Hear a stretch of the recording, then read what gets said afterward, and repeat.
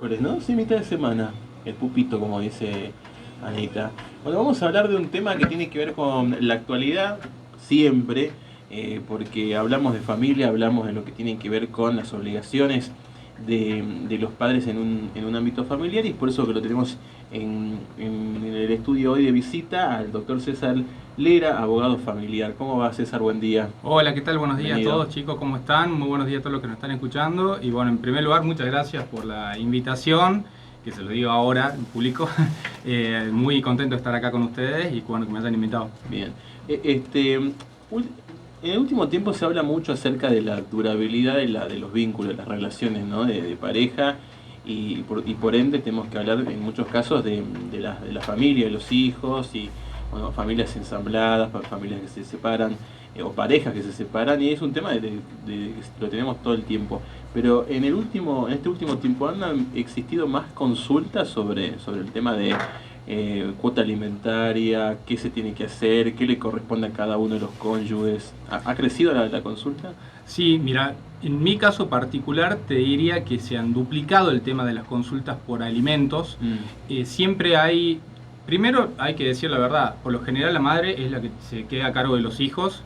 Podría decirte en un 80%, en un 90%. Son muy pocos los casos en donde el padre se hace cargo y muchas veces la madre no quiere demandar por distintas cuestiones, ¿no? Por moral, eh, en fin, cada familia, viste que es un mundo y no quieren demandar. Ahora, muchas personas que me habían quedado, viste, con mensajitos, con WhatsApp, bueno, ahora me comenzaron a mandar, hola doctor, ¿cómo está? ¿Cómo podemos hacer? Entonces ahí siento que ese interés que antes no estaba, me parece que por la misma situación económica, hoy dicen, bueno, no, lamentablemente o no, o por derecho, por el motivo que sea, tengo que ir a pedir esa cuota alimentaria que le corresponde, no a la madre, sino al hijo. Entonces, hoy sí siento que esas consultas han aumentado bastante y veo que hay una predisposición total de iniciar. De pronto, bueno, ¿cómo hacemos? ¿Viste? ¿Qué llevo? Cosa que antes era un poco más liviana esa consulta, esa charla que te decían, bueno, ¿y cómo es? ¿Y cuánto corresponde? Que siempre ¿viste? Te preguntan, ¿cuánto corresponde? Bueno, hoy siento que es como, bueno, no sé cuánto corresponde, pero vamos adelante. Así que sí, la verdad que la respuesta es que sí han aumentado las O sea, consultas por cuota alimentaria. hoy no solo es consulta, sino es empecemos. Sí, hoy es empecemos lo antes posible porque saben que ya está anunciado que las cosas van a aumentar, entonces si vos tenías una plata con la cual vivías, claramente hoy ya no te va a alcanzar. Entonces, bueno, la cuota alimentaria obviamente que va a venir a suplir seguramente esa falta que va a haber de acá a un tiempo seguramente. Me miran todos, me miran todos a mí. Eh, Me ha pasado, digamos, mi hija más chica, tiene un padre ausente en todos los ámbitos, y me ha pasado el año pasado decir, che, ya la situación para mí económica era súper difícil. Tengo hijos más grandes, universitarios, y ya era como re difícil, y me pasé 8 años, se pasó ella 8 años sin recibir una cuota alimentaria. Y hacernos el planteo, hagamos lo que tenemos que hacer, que cumpla con su obligación de papá y que cumpla con el derecho de ella de los alimentos.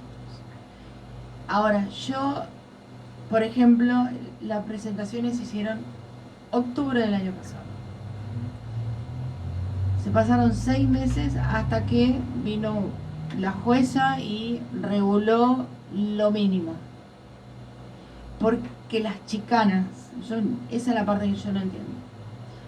¿Por qué tanta chicana en tribunales, que sí, que no, que blanco, que negro, que si puedo, que no puedo?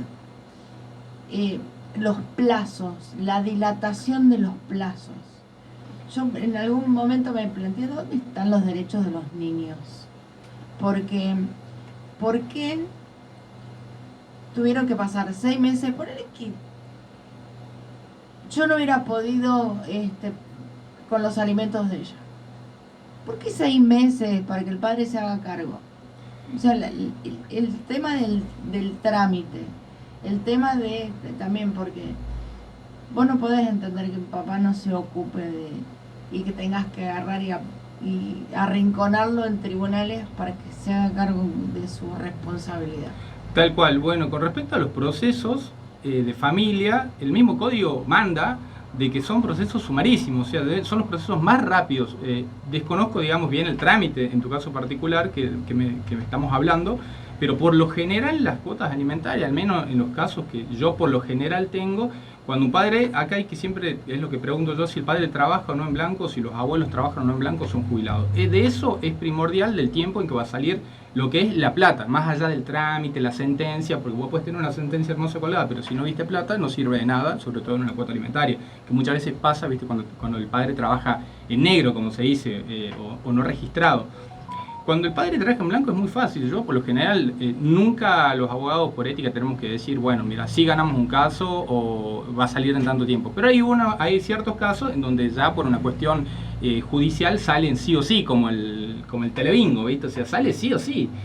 En el caso de la cuota alimentaria, si el papá trabaja en blanco, si el nene o la nena, los hijos, están a cargo de la madre, eso tiene que salir rápido.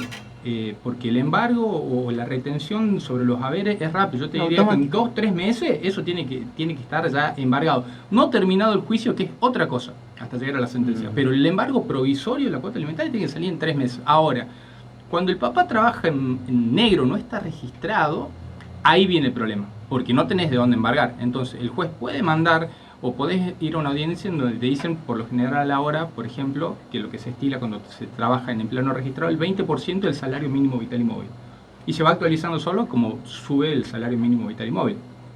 Bueno, en ese caso en particular ya se pone más difícil porque no tenés de dónde sacarle ese 20% porque no trabaja en blanco. Entonces ahí es donde ante el incumplimiento vos preguntas, bueno, ¿y los abuelos paternos?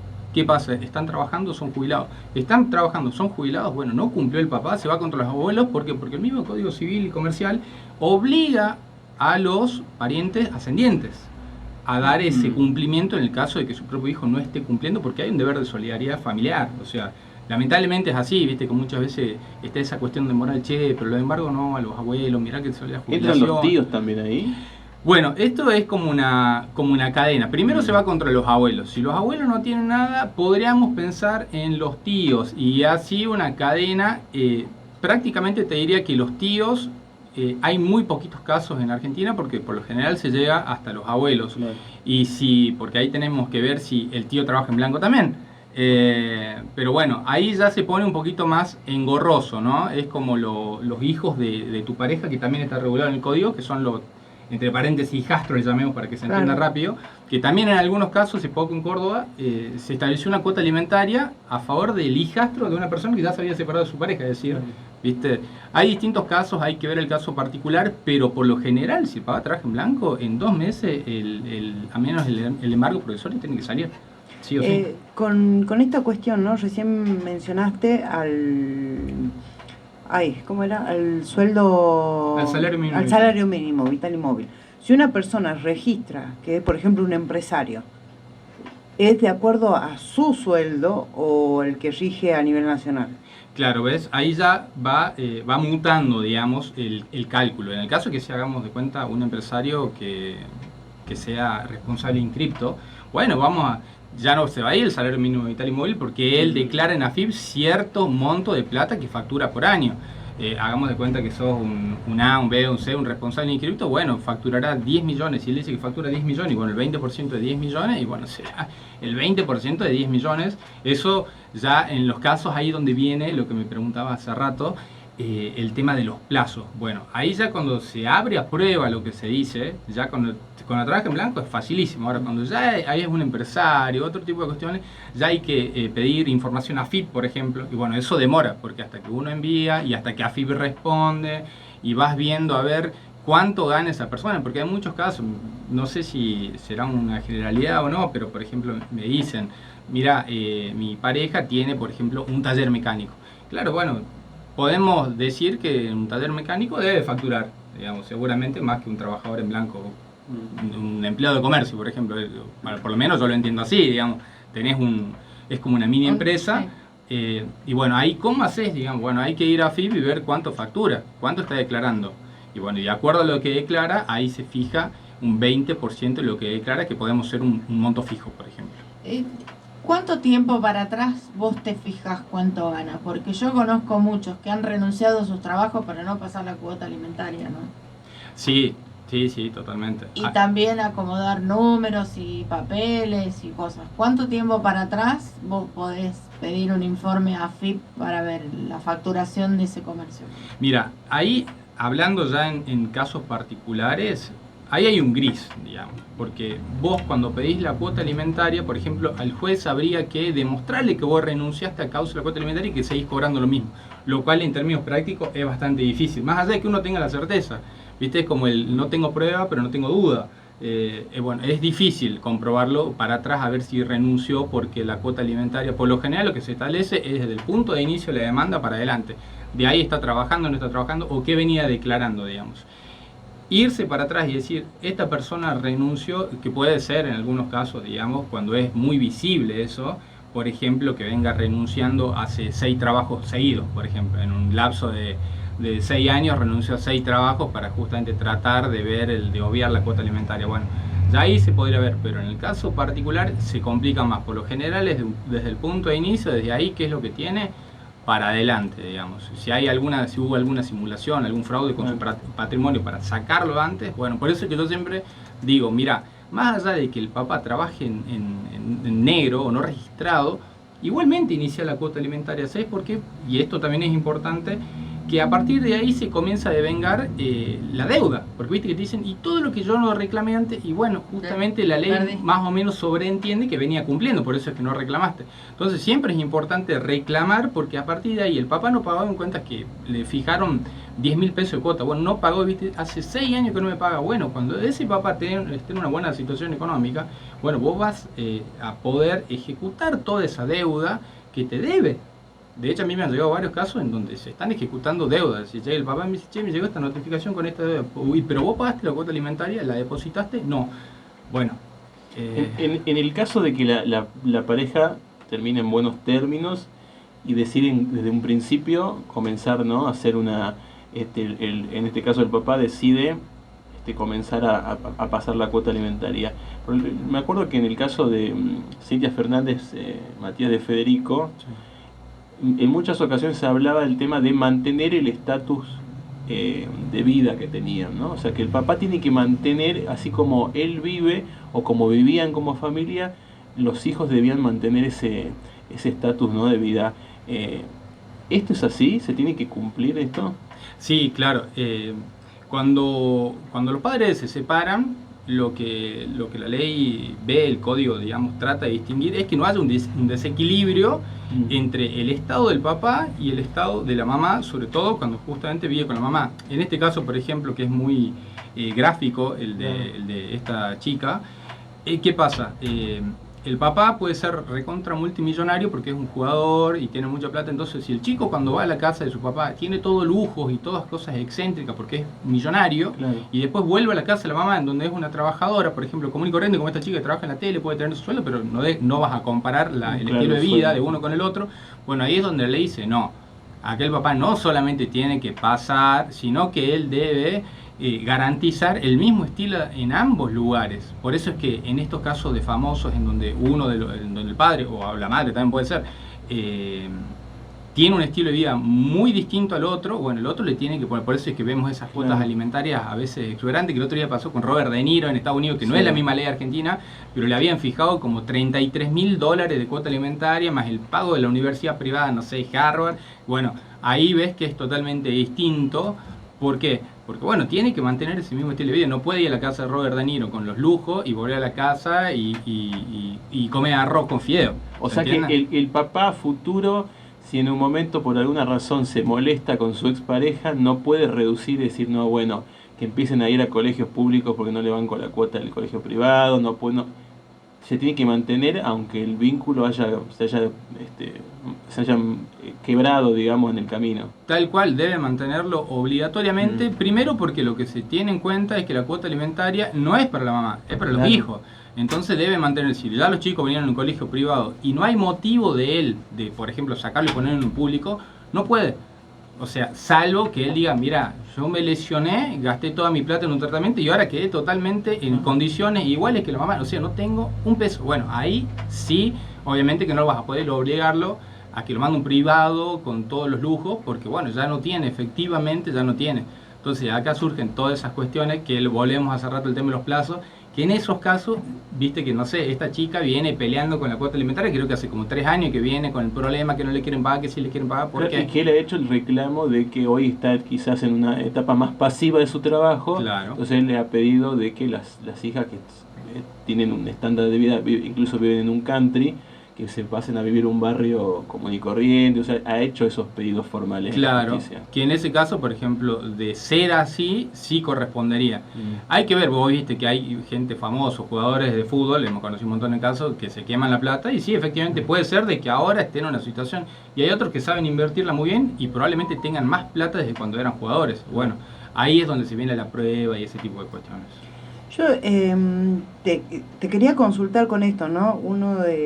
Hablamos también, enunciamos el tema de la comunicación, porque hay muchos que, tanto como mujeres y hombres, que utilizan a sus hijos como rehenes o piezas de ajedrez para joder a la pareja, ¿no? Sí. ¿Cómo se trata en la justicia esos temas? Bueno, acá en primer lugar siempre hay que hacer la salvedad que la cuota alimentaria y el régimen de comunicación son dos cosas distintas. Es decir, no porque no te pague la cuota alimentaria vos no le vas a permitir ver al hijo. Son cuestiones que no están atadas, que no tienen, que viste que muchas veces dice, bueno, no me pasa la cuota, no lo dejo ver. No, vos tenés que dejarlo ver. La cuota alimentaria es más acá, es otro proceso, es otro juicio, es otro tipo de reclamo. La comunicación es totalmente distinta y que tiene que ver con eso que decís que lo utilizan como moneda de cambio muchas veces a los chicos. Y no es así, no debe ser así, incluso no es legal que sea así. El régimen de comunicación es una obligación. La comunicación es una obligación que tiene el papá con el hijo y sobre todo el derecho del hijo para ver a su papá o a su mamá y también a sus parientes. O sea, el régimen de comunicación no solamente va con el papá o con la mamá, sino también con los abuelos, con los tíos, con aquel que tenga un interés legítimo de decir, no, bueno, yo quiero verlo porque es mi nieto. Y el régimen de comunicación, por ahí capaz que el papá no le interesa mucho él o no vive, por ejemplo, la provincia de ¿Y si el hijo no quiere ver? Bueno, ahí vienen también las nuevas regulaciones, que bueno, ya tienen desde el 2015, digo nuevas, pero hoy en día se tiene en cuenta la voluntad del chico. Es decir, en un caso en donde ya se dificulta, que hubo muchos problemas, el juez tiene la facultad y las partes también tienen la posibilidad de solicitar de que se le escuche al menor. A mí me ha tocado, en un caso en particular, que el menor ya no quería vivir con la mamá. Entonces, bueno, lo traigamos al menor porque ya no es tan menor. Ya convengamos que un día, por ejemplo, un chico de 14 años ya sabe bastante bien lo que quiere, dónde quiere estar, con quién quiere estar. Bueno, el juez viene, lo sienta, le pregunta, obviamente de la mejor manera, de tratar de que ese no sea muy invasivo, una charla ameno, digamos, que se le pregunta, y el chico te dice, ¿viste? Sí, mirá, yo sí, no, esto, aquello, esto pasa así, te preguntan, digamos. Hoy en día está esa posibilidad, y al menos en la justicia jujeña sí están brindando esa posibilidad, ese derecho a ser oído a los menores que son parte, por ejemplo, de un régimen de comunicación. Por ahí va la pregunta que yo te quería hacer. ¿Tiene más peso, es más tenido en cuenta si la denuncia la realiza el propio menor? Si es el menor el que acude a la justicia. Sí, mira, hoy en día, incluso acá en Jujuy, que se largó el defensor de los menores, de los adolescentes, digamos, como el representante de los niños, sí, totalmente, una persona menor de edad, obviamente ya se ve el caso en particular, pero hagamos de cuenta alguien de 16 años, sí, totalmente, puede acudir en la medida que esté un poco asesorado, puede ir a un abogado, o sea, puede ir al Estado, viste que hay en distintas dependencias en Jujuy donde puede ir un chico y decir, mira, está pasando esto, porque hoy los chicos vuelan, hoy una persona de 16 años no vos hablas y sabe muy bien qué es lo bueno, qué es lo malo, o sea, estamos hablando de personas con el acceso a la información que tienen, se dan cuenta qué situación es tolerable o no, así que sí pueden ir, digamos. Una vez que ya es mayor de edad, ¿ya no puede realizar esta demanda por alimentos? Mira, la demanda por alimentos, el chico la puede hacer antes de los 18 a través, digamos, de su representante o a través de quien está a cargo él. Ya una vez cumplido los 18, él solo puede ir porque es mayor de edad y reclama los alimentos hasta los 21 años. Y hasta los 25 si es que estudia, obviamente, digamos.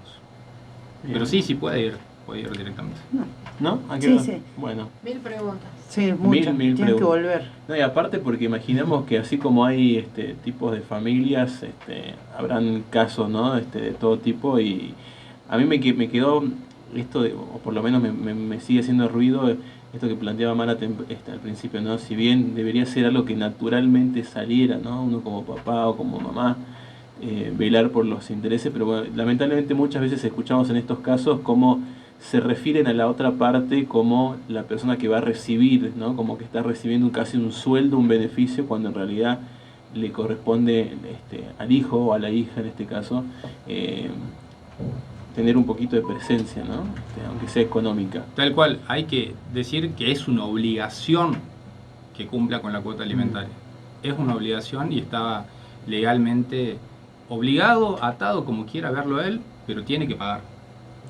César, bueno, ¿quedó alguna no, que diga sus redes sociales y todo, porque el señor es influencer aparte. Ah, bueno. Sí, bueno. sí. Un divulgador de derechos, podríamos decir. Ahí está. Pero bueno, sí, si quieren seguirme en mis redes sociales, tengo un montón de tips. Bueno, ahora voy a estar subiendo mucho el tema de alquileres, que es lo que subo Bien. mucho. Bueno, por las distintas situaciones que vamos viviendo, seguramente voy a estar mostrando. Y siempre digo lo mismo, y con esto cierro, que trato en varios casos de que las personas conozcan su derecho y lo ejerzan por sí mismos sin tener la necesidad de un abogado, porque hay un montón de casos en donde no necesitas de un abogado para hacer tu reclamo, hacer valer tus derechos. Así que bueno, me pueden seguir en @abogadocesarlera, ahí me encuentran creo que estoy en casi todas las redes sociales, pero la más importante es seguro. Buenísimo, y es de mucha ayuda porque hay muchas familias que seguramente van a empezar a pensarlo para garantizar el bienestar de sus hijos, que es lo más importante. Te agradecemos mucho la visita, César. Muchísimas gracias. Muchas gracias a ustedes de nuevo por la invitación. Charlábamos hoy con el doctor César Lera, abogado familiar, demandas por alimentos y régimen comunicacional.